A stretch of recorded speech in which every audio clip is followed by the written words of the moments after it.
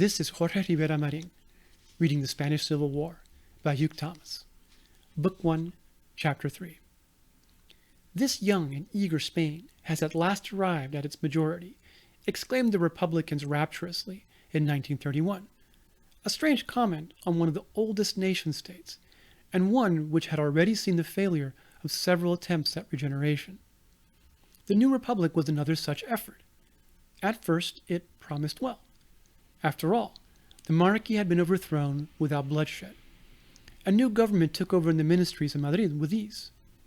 The first prime minister of the republic was Niceto Alcalá Zamora, a barrister from Andalusia, with the flowery style of eloquence typical of that region. Warm-hearted, honest, erudite, and confident, Alcalá Zamora was also vain and meddlesome, and while in Madrid he appeared to love liberty more than life, he seemed the embodiment of the old-time political bros in Priego, his remote hometown in Andalusia.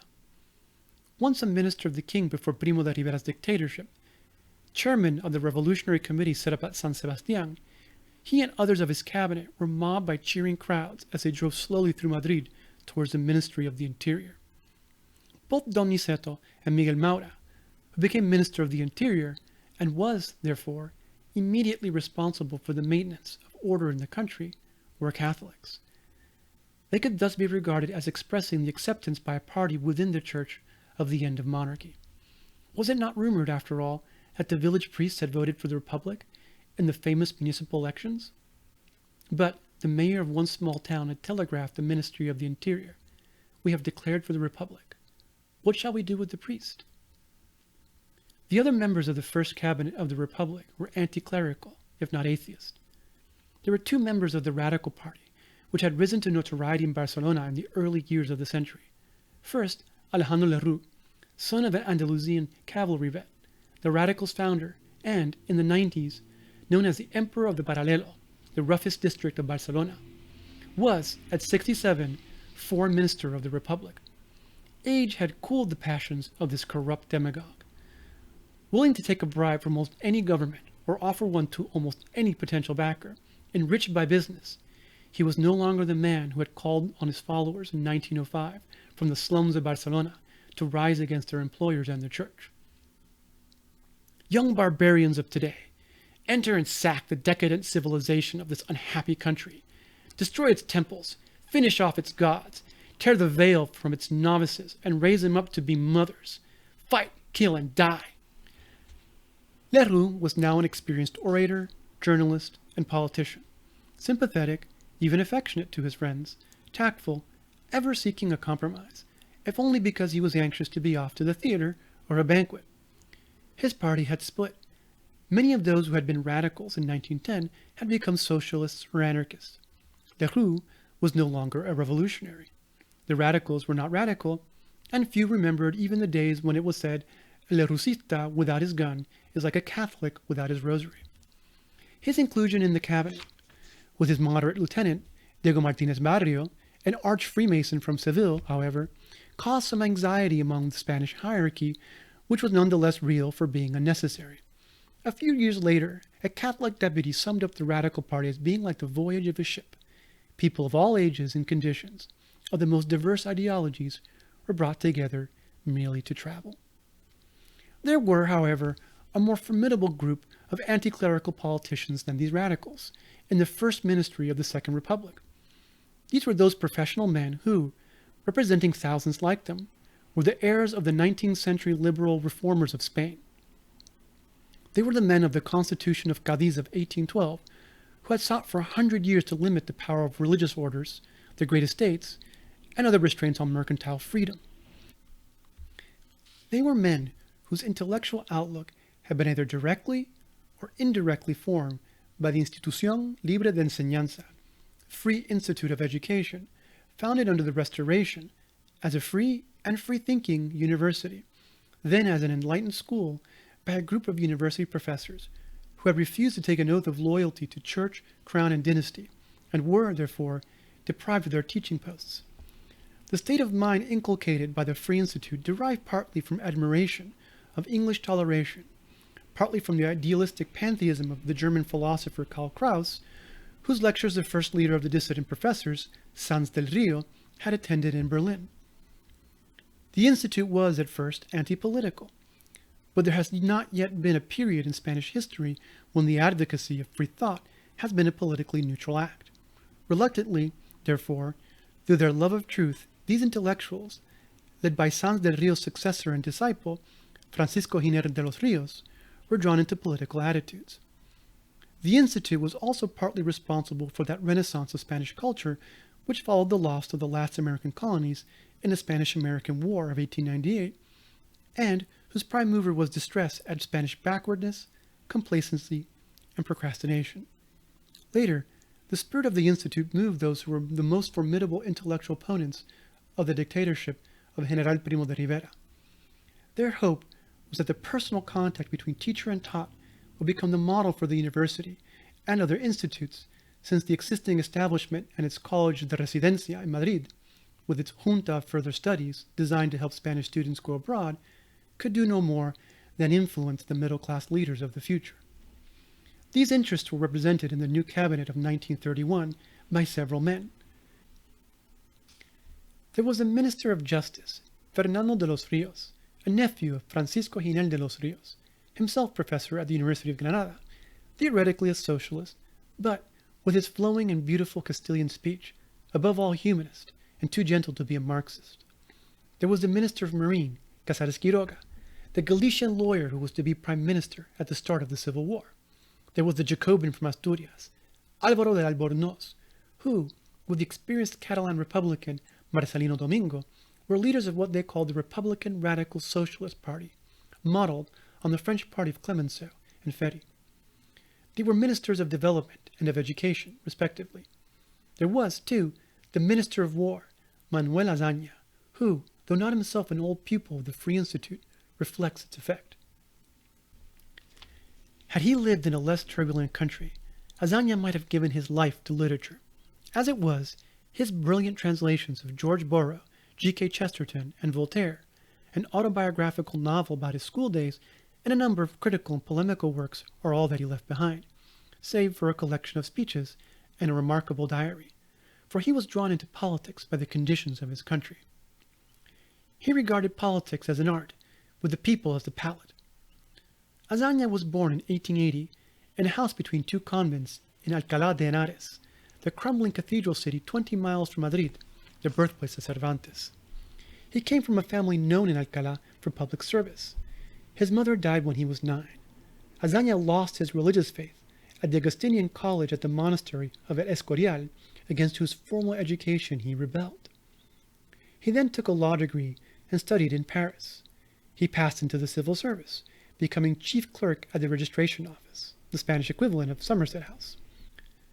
Living alone at either Alcalá or in Madrid, carrying on literary work, translating here, reviewing there, Azaña seemed representative of many other middle-class intellectuals of the period, and not only in Spain.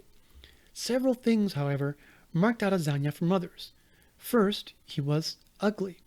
His consequent self-consciousness led him to keep very much to himself, to subject himself to constant self-analysis in his writings, and even in his speeches, to shun society, especially that of women, even to be scorned by his fellow writers, and, in consequence, to lay up within himself reserves which were to bring him to the leadership of Spain, and which helped to explain his bitter tongue and his lonely arrogance, shown in times both of victory and of defeat. Unamuno said that Azaña was capable of starting a revolution to ensure that his books would be read. Fastidious and sensitive to a degree, he was accused of being a homosexual, though there is no evidence for that. He did eventually marry, in 1929, at 49, the much younger sister of Cipriano Rivas, Ch.3, a collaborator on his literary magazine. He was eloquent. He showed this first in many speeches at the Ateneo, the club in Madrid which had been the center of progressive activity in Spain since the early 19th century. As a result, Azaña became connected with, and respected by, other Republican leaders. His speeches were cold and monotonous, but fascinating and well-constructed. He became editor of a political journal, España, the Ateneo's president, and then founded Republican Action, a Republican party of his own. Azaña became Minister of War in 1931, since no one else among the unmilitarily minded liberals had troubled to inform themselves about the army. Immediately, Azaña sought in his speeches and conduct to imbue the new republic with a dignity which only time could have really given it, but which it needed immediately to be able to survive at all. An admirer of Cromwell, Azaña knew no economics. He cultivated a superhuman detachment which led him to overlook some of the existing facts of Spanish life. Utterly unself-seeking, the enemies who quickly gathered were forced to personal insult in order to attack him.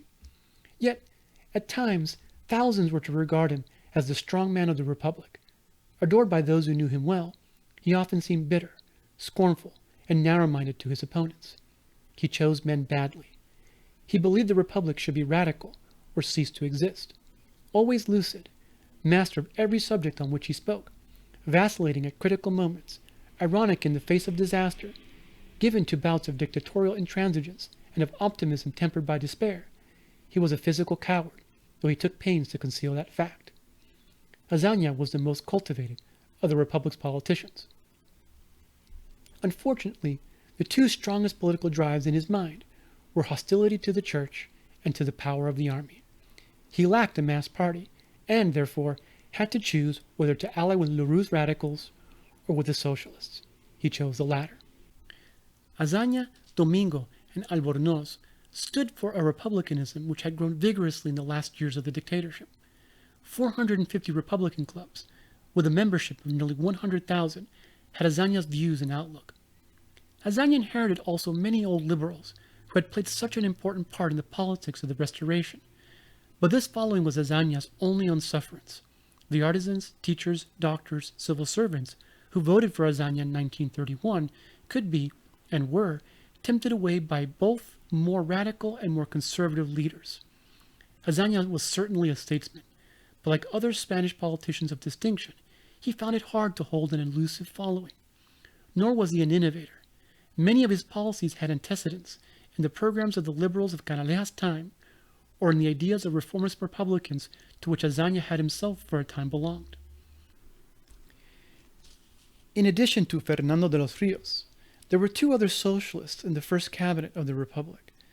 These were Indalecio Prieto and Francisco Largo Caballero, the Secretary General of the General Trade Union, the UGT.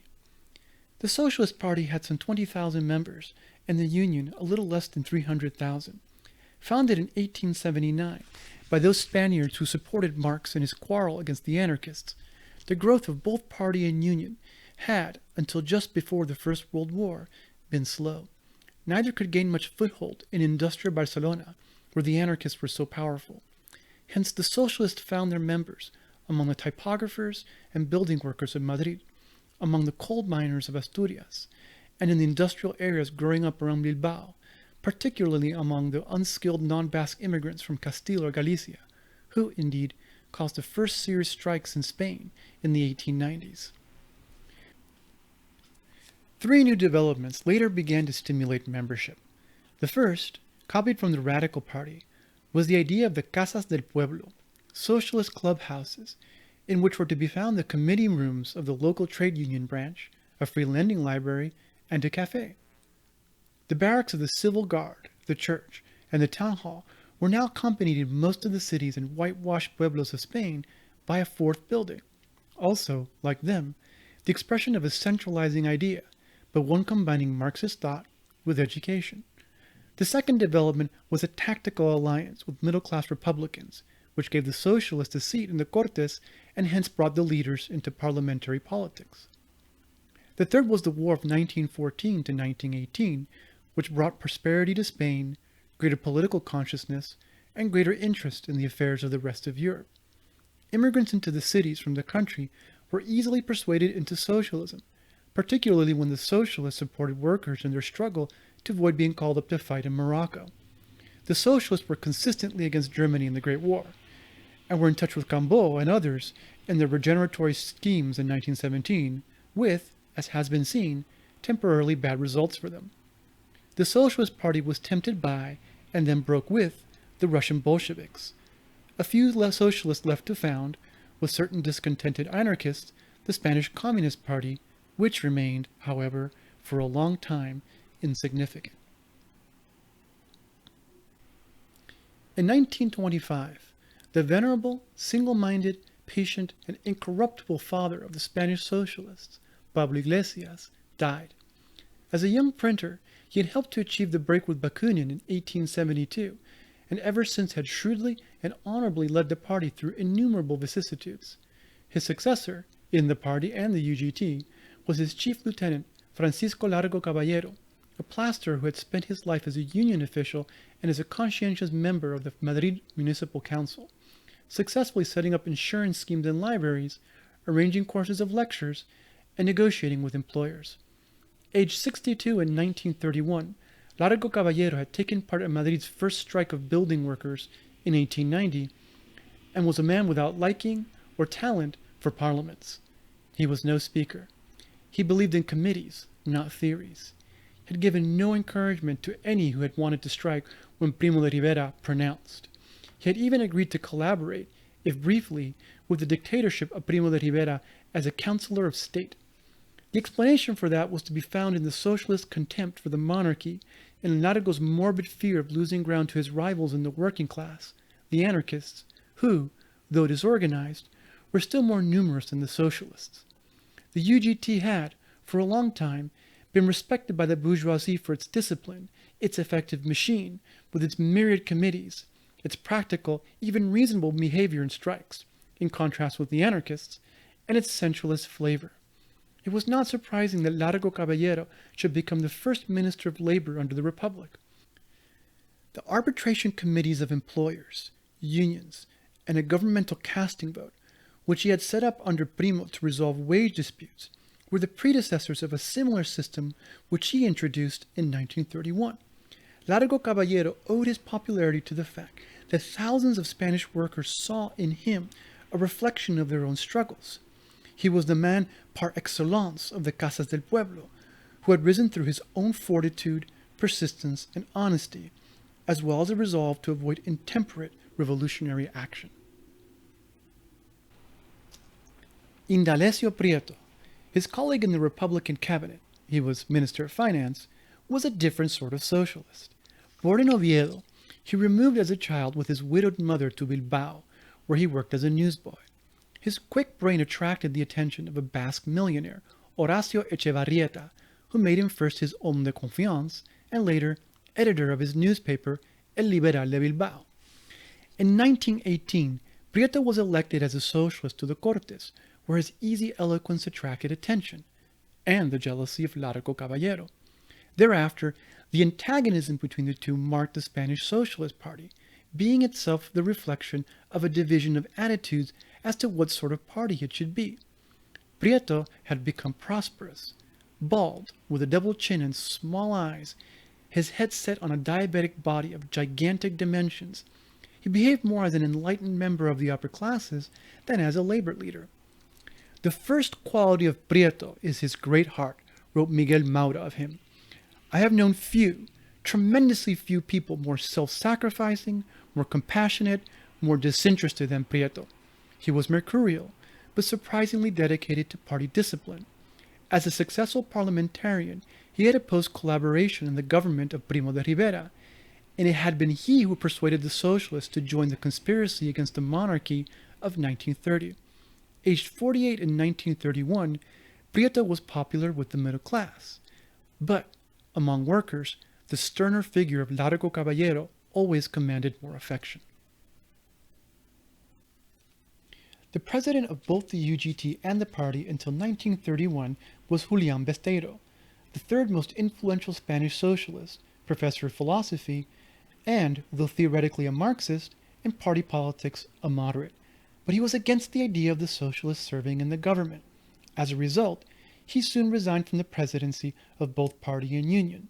Besteiro was humane, friendly, wise, learned, but reserved. No one tutoyed him. The Spanish working class in the 1930s comprised about 8 million, out of a population of 24 million. About 4.5 million worked on the land, and the socialists, as yet, had little following there, though they soon would. The socialists were also badly represented in Catalonia, where nearly 3/4 of Spanish industry was concentrated. But if they had in consequence few members in Spain's largest industries, the 300,000 who worked in the clothes manufacturing and the textile industries, they had backing among the 270,000 builders, the 200,000 who worked in food industries, the 100,000 miners, and the 120,000 metallurgical workers. They also had strength among the 60,000 transport workers and among the 500,000 or so artisans. The last member of the Republican cabinet of 1931 was a Catalan classical historian, Nicolau de Olwer, who became Minister of the National Economy. Though he had been active in Catalan politics in the 1920s, he was less of a professional politician than anyone in the cabinet. His inclusion in it was intended to please the Catalan nationalists.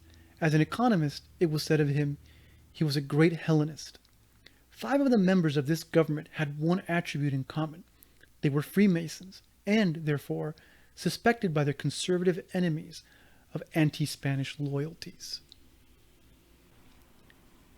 In the 19th century, most Spanish liberals had been members of one or other of the Masonic lodges which, though introduced into Spain in the 18th century, spread during the Napoleonic Wars. In the 20th century, progressive persons seem, in Spain and elsewhere on the continent, to have felt obliged to join a lodge largely as a gesture. Although they subscribed to the French revolutionary principles of liberty, equality, and fraternity on their induction, Masons, however, formed a secret society without any real policy.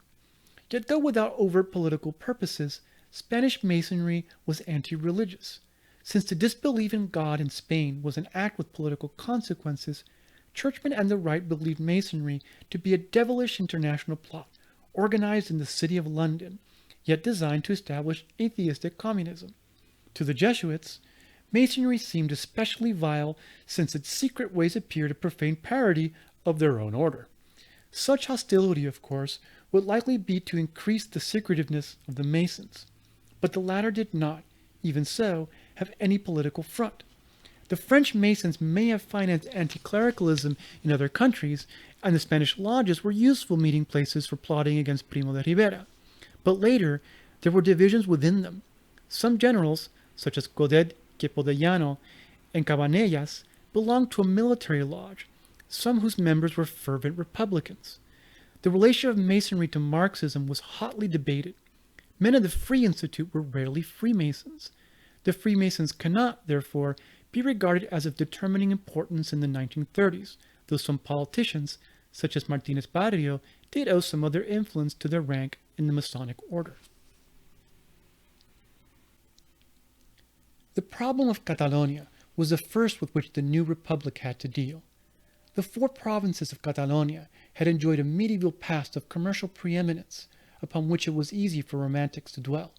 Industrialization and the spread of literacy in the 19th century, as has been seen, created a desire for home rule which, when thwarted, turned into a nationalist movement. Richer than any other part of the peninsula, with a modern class structure and a Mediterranean culture, Catalonia might have been prosperous within a Spanish federal state. It was certain to be rebellious within the centralized, unimaginative Bourbon structure. Hostility to free trade and a desire for protection played a part in the rise of Catalan nationalism. Catalans also believed themselves a vital member attached to the dying body of Castile. Catalanism owed its strength to a combination of this economic interpretation with a literary renaissance expressed by the Floral Games, which had begun in 1859, the poetic competitions in Catalan, as well as by the works of several poets, headed by the Romantic priest Verdaguer. In the early years of the 20th century, Catalonia's importance was increased by the development of hydroelectric power in the Eastern Pyrenees. Power was brought to Madrid from Catalonia, while the electricity supply itself was concentrated in the North American La Canadiense, the Barcelona Traction Company. Meantime, the Bible was translated into Catalan by monks of the Benedictine Monastery of Montserrat.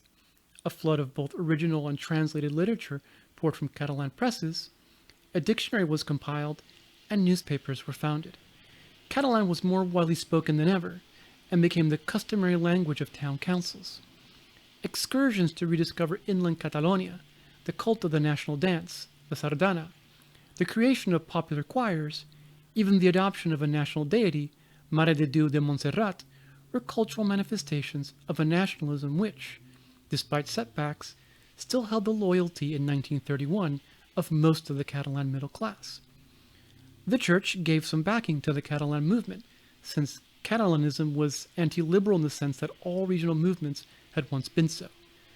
But the federalism into which Catalanism might easily fit was nevertheless more left than right. There were a multitude of political parties in Catalonia, each dominated by people who, to a lesser or greater degree, rejected the authority of the Castilian unitary state. No party, admittedly, had had a history under Primo de Rivera, either in Catalonia or elsewhere. Even the centers of the once promising party of the Catalan bourgeoisie, the Liga Regionalista, had been closed. But the triumph of the anti-monarchists in the municipal elections of April 1931 was greater at Barcelona than elsewhere. To be precise, furthermore, the victory there had been gained by the Esquerra, a party whose name was the Catalan word for left. Its leader was an elderly, honorable, romantic colonel, Francisco Macià, el avi, the grandfather, who had spent the dictatorship plotting in France, Latin America, and even Moscow. The leader apart, the Esquerra was the party of intellectuals, small businessmen, and of the lower middle class of Barcelona. By 1930, the Catalan industrialists had been frightened by the actions of the monarchists in their factories between 1917 and 1923, and by the failure of so many brave enterprises into alliance with the Spanish Orthodox Rite. The Catalan upper class had once hoped to regenerate Spain through the revival of Catalonia. Their leader, Cambó, had opposed the old local caciques at the beginning of the century. But now he fought the left and radicals. The Catalan movement had, on several occasions, united both left and right in the nationalist cause, but the chance of a revival of that common front was now remote. In 1913, the provincial councils of the 4 Catalan provinces had been merged, under Canalejas law, for some of their functions, into a precursor of autonomy, the Mancomunidad, which had not affected Spanish sovereignty. It had been abolished by Primo. Would it now be restored, or would the Esquerra go further? Manuel Carrasco Formiguera called on Catalonia to declare war on Spain. When the elected councillors in 1931 came out onto a balcony in the Plaza San Jaime, there were heard not only the Marseillaise and El Segadors, the Catalan national anthem, but also cries for an independent Catalan republic. Luis Companys, Macià's lieutenant, a young lawyer who had gained a reputation in the early 1920s for defending anarchists for nugatory fees, proclaimed the Catalan Republic, and Macià spoke of the Catalan state and republic from the same balcony an hour later. So, some Catalan-born ministers in Madrid, Nicolau d'Olwer and Marcelino Domingo, with Fernando de los Rios, made a hasty visit to Barcelona to persuade Macià to wait the passage of a Catalan statute of home rule by the new Cortes, which would shortly be elected. Macià agreed, although Barcelona was in his hands. No doubt he was wise to be patient, since Barcelona was far from having only Catalan inhabitants. Over a third of the city's population had been born outside Catalonia. Their political views could not be guessed. The honeymoon of the new republic lasted a month. During this time, the republic was caricatured in the press as La Niña Bonita, the pretty girl, in the style of the Happy Marianne north of the Pyrenees.